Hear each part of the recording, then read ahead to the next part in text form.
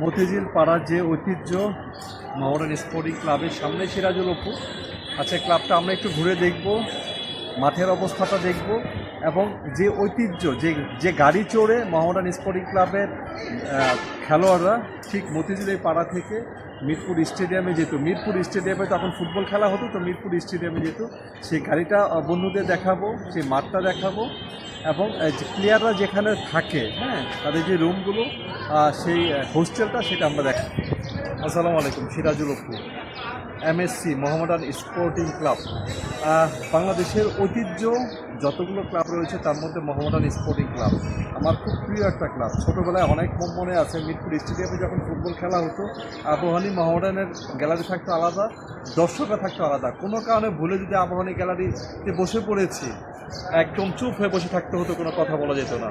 সে অতীতকে মনে পড়তেছে। এই সেই বাস, যে বাসের দিয়ে মোহামেডানের জাতীয় টিমের প্লেয়াররা আসা যাওয়া করতো স্টেডিয়াম থেকে মতিঝিল পাড়া, এবং তাদের এই সেই আবাসস্থল। এবং এটা ছাড়াও তারা যে প্র্যাকটিস করতো, এই প্র্যাকটিসের গ্রাউন্ডটা একটু দেখাই।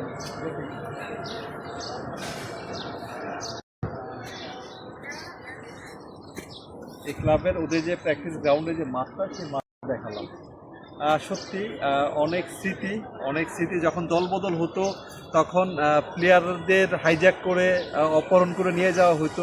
ওই স্মৃতিগুলো আসলে অনেকটাই রোমাঞ্চকর। পত্রপত্রিকায় ফুটবল নিয়ে যে আলোড়ন হতো, যে আলোচনা হতো, সেই মোহামেডানের সেই ঐতিহ্যর যে দলটা আছে, আমরা আবারও প্রত্যাশা করব যে ফুটবলে যে গণজাগরণ আবাহনী মোহামেডানকে কেন্দ্র করেছিল, সেই গণজাগরণ আবারও ফুটে উঠবে মোহামেডান মতিঝিল মোহামেডান স্পোর্টিং ক্লাবের সেই মাঠ থেকে, চিরাচরিত সেই মাঠ থেকে, সেই বাসের সামনে থেকে। এই সেই গাড়ি, যে গাড়িতে মোহামেডানের জাতীয় টিমের যে প্লেয়াররা, মোহামেডানের প্লেয়াররা ক্লাব থেকে এখান পর্যন্ত আসা যাওয়া করতো। ধন্যবাদ সবাইকে। সিরাজুল।